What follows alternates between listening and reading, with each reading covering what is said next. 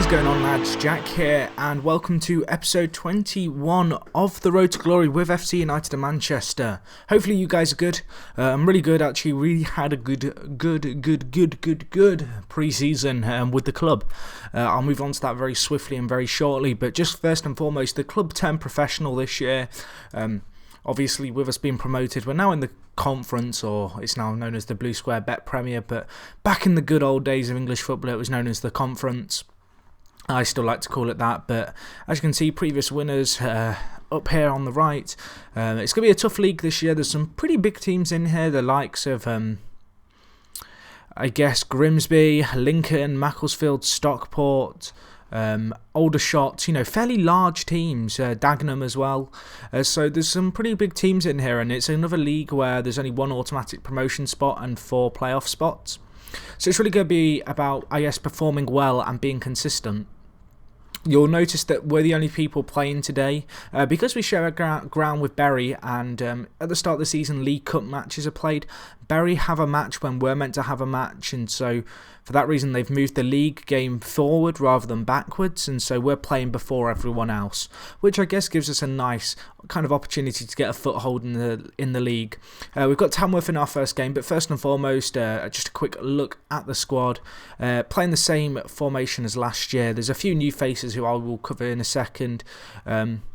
But in terms of the, strength of the squad, I feel as if we've got a good squad for in this division. There's a few very good kind of standout players who I'm really looking forward to seeing flourish, in this new squad. So let's move on with these new transfers, because you guys are probably wondering who I've brought into the club. So on the outs, we've got quite a few players going out on loan. In terms of free transfers, I let Brooksby go. You may remember him as being one of the lads who came in our first season. He was in the centre attacking mid. He was always second choice, but he did, I suppose, play okay in his time at the club. I let Mike Norton go on a free as well. 33. Very good servant to the club, but ultimately he's just very old. And I would have rather just bring in some fresh faces rather than relying on him, because he's not going to be around forever, and I'd rather get the new players in. We've also got James Spencer, who went out on a free. He's now at Eastleigh in our league as their first choice keeper. He's not a crazily good keeper, but I would have liked to retain him, but I just couldn't quite get the terms sorted with him. Greg Wilkinson has gone to Gainsborough Trinity. I don't think he ever really played any games for us. Yeah, he came in on a free last season. He only ever made 6 appearances in that time. He just didn't break into the first team squad, which is unfortunate, but it's just one of those things. And then Andreas Shawcross was the last player to leave the club, and this guy, brought him in a few seasons ago as a kind of backup player, but really not worth anything now to the club. These guys are all on 6-month loans of the loanees who have gone out, who are, ones to really keep an eye on. Donald Love has gone out on loan. I want to give him as much first team football as I can, so just sticking him out. Peter Holmes, the 16-year-old striker, again, another player who I've decided, probably better just to give him lots of first team football.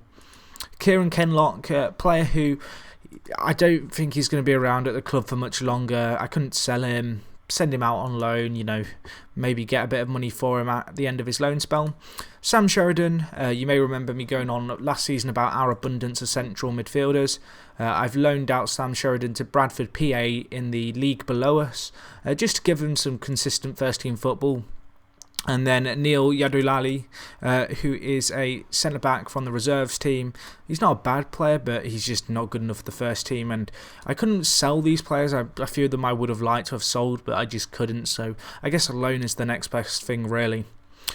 And then we move on to the ins. I'm going to start off with, the not-so-massive ins. So we have Kai Pranu. We'll go with Kai Pranu, English striker, 16 years old, very good kind of potential player, really good aerial stats and good creativity.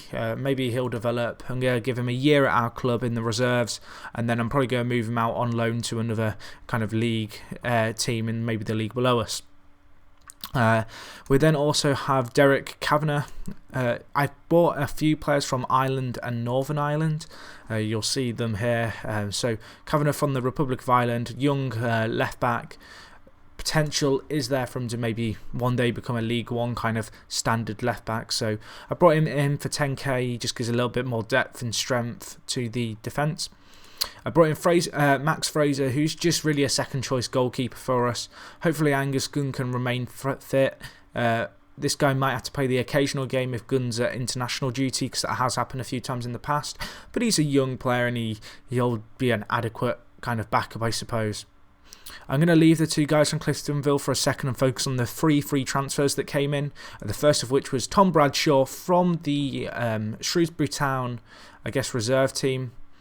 He's a good player, really good kind of potential. I don't know, I really believe this guy could do a really good job for us. He's probably going to be playing on the left wing, even though he can't play there at the moment. I'm really trying to train him hard to play there. He's got kind of winger stats about him. Another player we brought in was Henri. We'll go with Henri because he is French, or Henry. But Henri sounds just better, doesn't it? But this guy's a really solid centre mid. Came in from Sheffield Wednesday on a free transfer. Just a really well-rounded off centre mid. The kind of player who would be a League 2 kind of standard centre back. So good to get him in on a free. And then we have Ryan Doble, who can play anywhere in attacking midfield, but he's going to be playing as the kind of Mike Norton replacement, I suppose, in this squad. He's a very well-rounded off centre forward. He doesn't really have any massive standout stats, but he's just kind of got a good bit of everything about him, and hopefully he can do the job banging in some goals for us. He's got, I guess he's just a really well-balanced player. Okay. And then we move on to these two guys, and I've left these two guys to last because they've taken up a big chunk of the budget of £110,000 going on them. But when you see these guys, you'll see why I've spent so much on them. So John Carson, firstly, he came in for 40k. You can see he's come from Cliftonville, but he did spend half of last season at Plymouth Argyle in our division.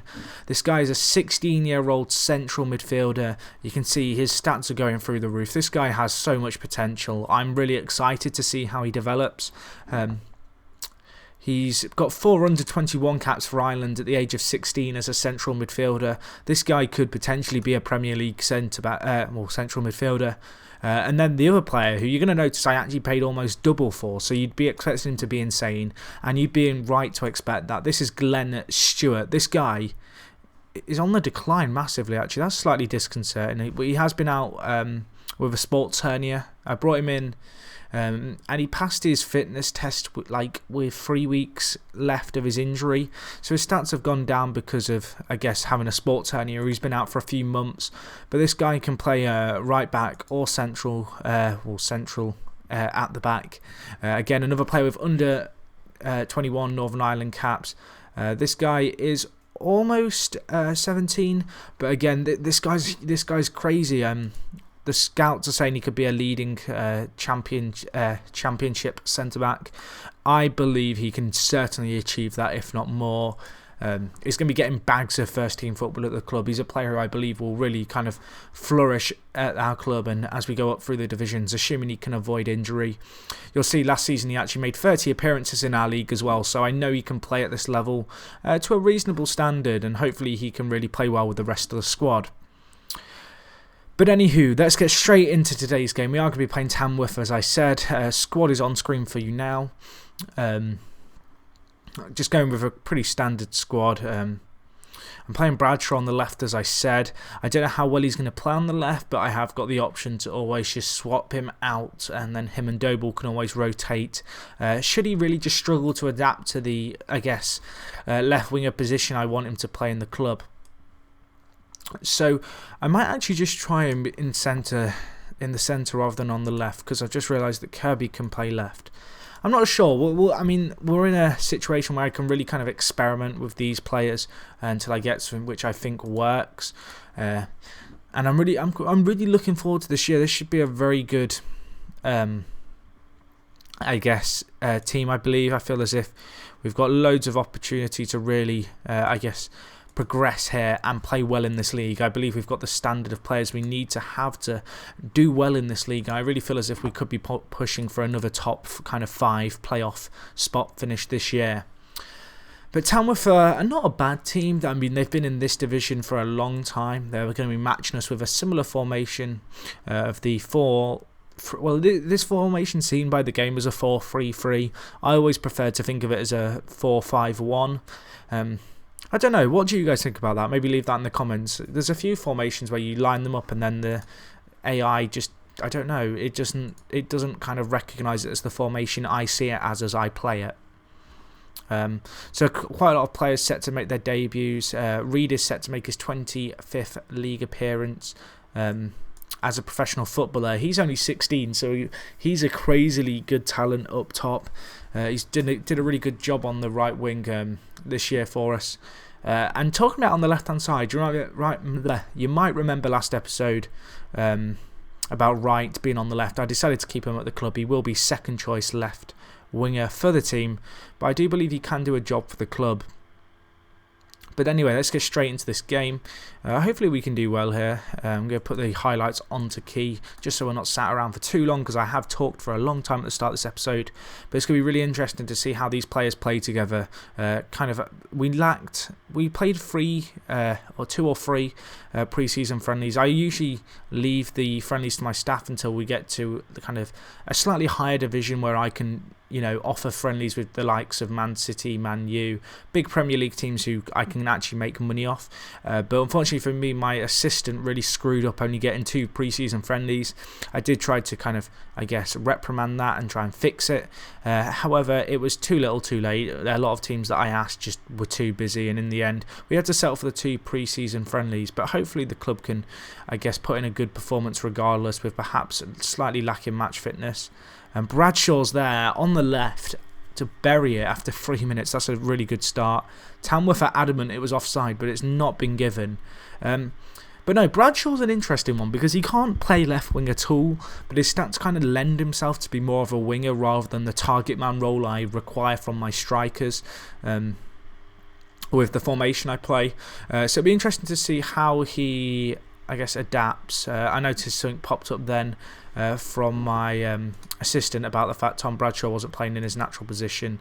We'll see how it goes. It's one of these things where I could always switch to a 4-4-2, maybe just stick Kirby on the left and then have Bradshaw as a deep lying forward. That's like another option. They've just scored. Damn, that was a good finish by them actually. So that's 1-1. We are at home this game, and you'd hope that we could put in a better performance than what we're doing at the moment. They've actually had slightly more of the ball.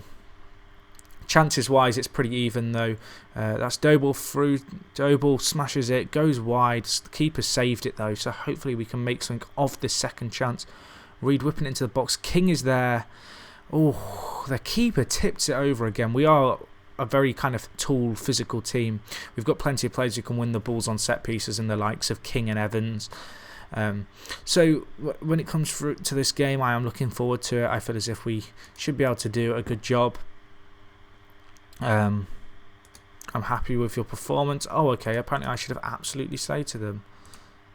Let's just slate them now. Aggressive. I'm not happy. And now everyone. Oh, okay. Now we're all confused. Let's just leave this. This has gone horribly, horribly wrong. I don't really know what I did wrong then. I thought we played okay. To be fair, apparently we didn't though. I didn't want to slate the team too hard. But perhaps I should have done. Maybe that's something to note down. I've got to keep an eye on State's fitness because he is nursing an injury, but both my first choice right backs are out injured or unable to play. So State's on 53%. As soon as he hits 45 or below, I will just take him off and bring on Stewart for his debut, who is the really young Irish centre back who can play right back.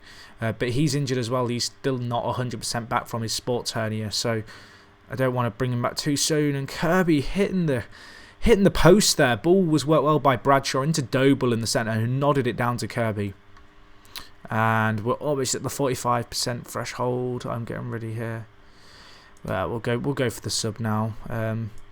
So Stewart's going to come on. He's got 57%, and actually Doble's got injured as well. So what I'm going to do is I'm going to swap Bradshaw and put Bradshaw up top on his own, and then McNair onto the left wing, and hopefully we can. I've just taken him off. Oh, okay. It's cancelled my substitutes, I guess. Yeah, it has. Okay, that was a little bit annoying. I guess that was just a little bug because I was doing substitutes as he randomly got injured. But it's 1-1. Wouldn't be a terrible result, I suppose, in the grand scheme of things. It would give us hope that we can push forward this season. And Warder scored, but the linesman's given it offside, I think. So I guess we're a little bit lucky there. That linesman's done us a favour over on that side. And one of the players has been shown a yellow card as well for his protests, I assume. We've got a corner. Can we get it in? Stewart's there. McNair.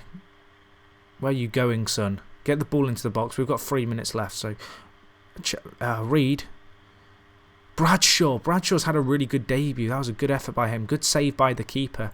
But it's not been cleared yet. McNair into the centre. Still not clear, and they might just about get it away now. Our keeper going to collect that. But I don't know. We're looking like we're creating a few more chances. It's been quite an open game in terms of chances either end. We have now edged possession overall.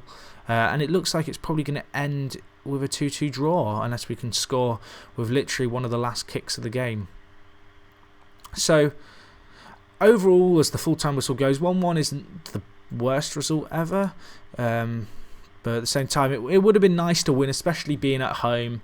I guess that lack of match fitness may have, cost us. In terms of, stats, fairly 50-50. The draw was probably about the right result.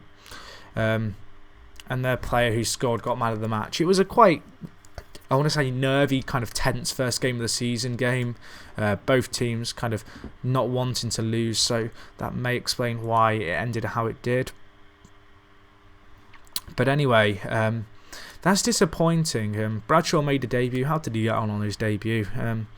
He got a 7.2 rating, which isn't too bad at all.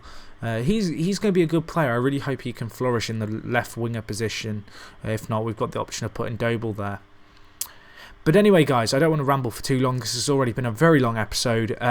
If you could like the video, as always, technically we are top of the league. But obviously we're the only teams to play. But no, I hope you enjoyed the video. If you could smash the like button, let's see how many likes we can get on this video. It'd be awesome if we could get a decent amount yet again, showing some support for this series. But other than that, guys, I'll talk to you in a bit. It's me, Jack. Thank you for watching, and I'm out.